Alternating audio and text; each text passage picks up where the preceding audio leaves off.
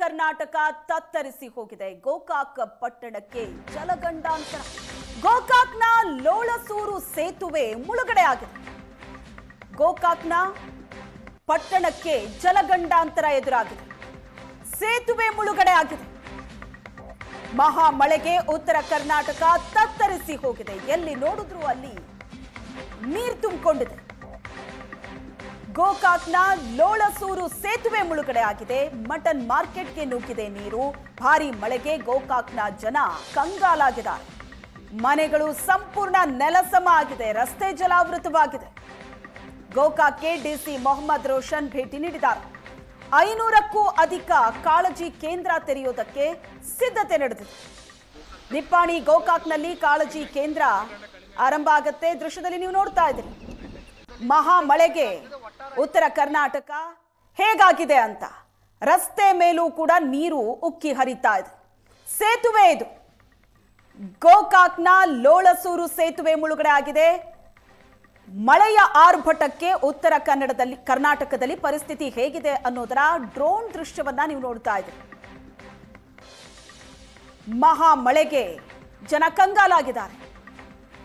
ಸೇತುವೆ, ರಸ್ತೆ ಎಲ್ಲಾ ಕಡೆ ನೀರು ತುಂಬಿಕೊಂಡಿದೆ. ದೃಶ್ಯದಲ್ಲಿ ನೋಡ್ತಾ ಇದ್ದೀರಿ ನೀವು. ಗೋಕಾಕ್ಗೆ ಡಿಸಿ ಮೊಹಮ್ಮದ್ ರೋಷನ್ ಭೇಟಿ ನೀಡಿದ್ರು, ಪರಿಶೀಲನೆ ನಡೆಸಿದ್ರು. 500ಕ್ಕೂ ಹೆಚ್ಚು ಕಾಳಜಿ ಕೇಂದ್ರ ತೆರೆಯೋದಕ್ಕೆ ಸಿದ್ಧತೆ ಆಗಿದೆ.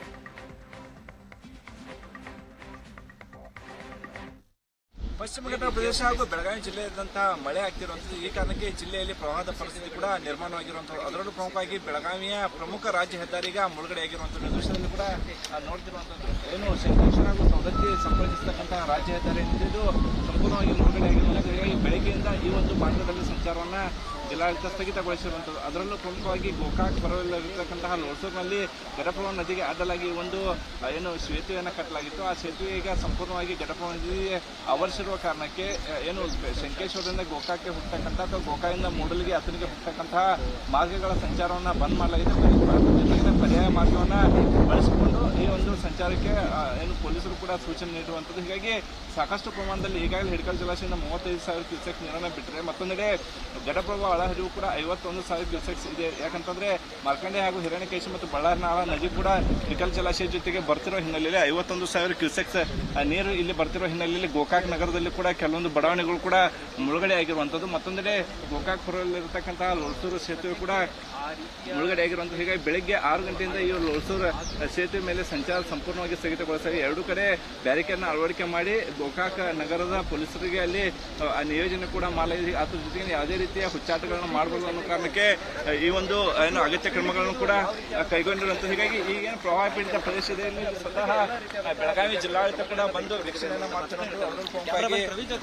ಮೊಹಮ್ಮದ್ ರೋಷನ್, ಜಿಲ್ಲಾ ಪಂಚಾಯತ್ ಸಿಇಒ ರಾಹುಲ್ ಸಿಂಧೆ ಹಾಗೂ ಗೋಕಾಕ್ ತಹಸೀಲ್ದಾರ್ ಅವರು ಕೂಡ ಬಂದು ಈ ಪ್ರವಾಹ ಪರಿಸ್ಥಿತಿಯನ್ನು ಅವಲೋಕಿಸ್ತಿರುವಂಥದ್ದು. ನಮ್ಮ ಜೊತೆಗೆ ಡಿ ಸಿ ಅವರು ಇದ್ದಾರೆ, ಅವ್ರನ್ನ ಮಾತಾಡ್ತಾರೆ. ಸರ್, ಬೆಳಗಾವಿಯಲ್ಲಿ ಪ್ರವಾಹ ಹೆಂಗಿದೆ ಪರಿಸ್ಥಿತಿ? ನೀವು ಕೂಡ ಸ್ಥಳಕ್ಕೆ ಅನಿಲವರಿ ನಿಮಗೆ ಗೊತ್ತಿರೋ ಹಾಗೆ ಈಗ ಗೋಕಾಕ್ ಬಗ್ಗೆ ಮಾತಾಡಬೇಕಂದ್ರೆ ನಾವೀಗ ಲೋಳಸೂರು ಬೀಚ್ ಹತ್ರ ಇದ್ದೀವಿ. ಸದ್ಯಕ್ಕೆ ಇಲ್ಲಿ 66,000 ಕ್ಯೂಸೆಕ್ಸ್ ಬ್ರಿಡ್ಜ್ ಮುಳುಗಡೆ ಆಗಿದೆ. ಇದರಿಂದ ಗೋಕಾಕ್ ನಗರದಲ್ಲಿ ಒಂದು 220 ಮನೆಗಳಿಗೆ ಸ್ವಲ್ಪ ತೊಂದರೆ ಆಗಿದೆ. ಅವರನ್ನು ನಾವು ಮುನ್ನೆಚ್ಚರಿಕೆ ವಹಿಸಿ ನಾವು ಬೆಳಿಗ್ಗೆನೇ ಶಿಫ್ಟ್ ಮಾಡ್ಕೊಂಡಿದ್ವಿ. ಈ ಮಾಹಿತಿ ನಮಗೆ ಇತ್ತು. ಇದರಿಂದ ಯಾರಿಗೂ ಏನು ತೊಂದರೆ ಆಗಲಿಲ್ಲ. ಅವರನ್ನು ನಮ್ಮ ಪರಿಹಾರ ಕೇಂದ್ರಕ್ಕೆ ಶಿಫ್ಟ್ ಮಾಡಿದ್ವಿ. ಮುನ್ಸಿಪಲ್ ಶಾಲೆ ಅಂತ ಇದೆ, ಸ್ವಲ್ಪ ಮೇಲೆ ಹೈಯರ್ ಗ್ರೌಂಡಲ್ಲಿದೆ. ಸೊ ಅದು ಪ್ರಾಬ್ಲಮ್ ಅಲ್ಲಿ ಸಾಲ್ವ್ ಮಾಡ್ಕೊಂಡಿದ್ವಿ. ಒಟ್ಟು 550 ಕಾಳಜಿ ಕೇಂದ್ರಗಳನ್ನು ಸಿದ್ಧಪಡಿಸ್ಕೊಂಡಿದ್ವಿ. ಸದ್ಯಕ್ಕೆ 2 ಕಾಳಜಿ ಕೇಂದ್ರಗಳು ನಮಗೆ ಬಳಕೆಗೆ ಬರ್ತಾ ಇದ್ದಾವೆ. ಒಂದು ನಿಪ್ಪಾಣಿನಲ್ಲಿ, ಒಂದು ಗೋಕಾಕಲ್ಲಿ. ಬಟ್ ಎಲ್ಲ ರೆಡಿ ಇದ್ದೀವಿ ನಾವು. ನಮಗೇನು ಇಶ್ಯೂ ಇಲ್ಲ. ನಾವು ಮತ್ತು ನಮ್ಮ ಸಿಇಒ ಅವರು, SP ಅವರು, ಎಲ್ಲ ಅಧಿಕಾರಿಗಳು, ತಹಶೀಲ್ದಾರ್, AC ಅವರು ಎಲ್ಲರೂ ನಾವು ಫೀಲ್ಡ್ನಲ್ಲೇ ಇದ್ದೀವಿ. ಪ್ರತಿ ಗ್ರಾಮಕ್ಕೆ ಭೇಟಿ ಕೊಟ್ಟು ಎಲ್ಲೆಲ್ಲಿ ತೊಂದರೆ ಆಗ್ತಾ ಇದೆ ಅಲ್ಲಿ ನಾವು ವೀಕ್ಷಣೆ ಮಾಡಿ ನೋಡಿ ಅವರಿಗೆ ಯಾವ ರೀತಿಯ ಪರಿಹಾರವನ್ನು ನೀಡಲಿಕ್ಕೆ ಆಗುತ್ತೆ ಅದೆಲ್ಲ ಕೊಡಲಿಕ್ಕೆ ನಾವು ಪ್ರಯತ್ನ ಮಾಡ್ತೇವೆ. ಜಿಲ್ಲೆ 2 ಸೇತುವೆ ಈಗ 9 ಸೇತುವೆ ಆಗಿದೆ. ಜೊತೆಯಲ್ಲಿ ಈಗ ಇವತ್ತು ಮಳೆ ಸ್ವಲ್ಪ ಕಡಿಮೆ ಆಗಿದೆ. ಉತ್ತರ ಕನ್ನಡ ಜಿಲ್ಲೆನಲ್ಲಿ ಇರ್ಬೋದು, ಶಿವಮೊಗ್ಗ ಇರ್ಬೋದು, ನಮ್ಮ ಜಿಲ್ಲೆ ಇರ್ಬೋದು, ಮಹಾರಾಷ್ಟ್ರದಲ್ಲಿರ್ಬೋದು ನೀರಿನ ಮಳೆ ಪ್ರಮಾಣ ಏನಿದೆ ಕಡಿಮೆ ಆಗ್ತಾ ಬಂದಿದೆ. ನಾಳೆ ನಾಡಿದ್ದು ಒಳಗಡೆ ಸ್ವಲ್ಪ ರಿಲೀಫ್ ಸಿಗ್ಬೋದು ನಮಗೆ. ಇಷ್ಟು ಜಿಲ್ಲಾಧಿಕಾರಿಗಳು ಮಾಹಿತಿಯನ್ನು ನೀಡುತ್ತಿರುವಂತದ್ದು. ಪ್ರವಾಹ ನಿಯಂತ್ರಣಕ್ಕೆ ಎಲ್ಲ ಅಗತ್ಯ ಕ್ರಮಗಳನ್ನು ಕೈಗೊಳ್ಳಲಾಗಿದೆ. ಅದ್ರ ಜೊತೆಗೇನೆ ಕಾಳಜಿ ಕೇಂದ್ರಗಳು ಕೂಡ ಏನು ನದಿ ಪಾತ್ರ ಜನರನ್ನು ಶಿಫ್ಟ್ ಮಾಡುವ ಕೆಲಸವೂ ಕೂಡ ಜಿಲ್ಲಾಡಳಿತ ನಡೆದಿದೆ ಅನ್ನುವಂತಹ ಮಾಹಿತಿಯನ್ನ ಜಿಲ್ಲಾಧಿಕಾರಿಗಳು ನೀಡಿರುವಂತದ್ದು. ಕ್ಯಾಮರಾ ನರೇಶ್ ಪಟೇಲ್ ಜೊತೆ ಅನಿಲ್ ಕಾಜ್ಗಾರ್, ಏಷ್ಯಾನೆಟ್ ಸುವರ್ಣ ನ್ಯೂಸ್, ಬೆಳಗಾವಿ.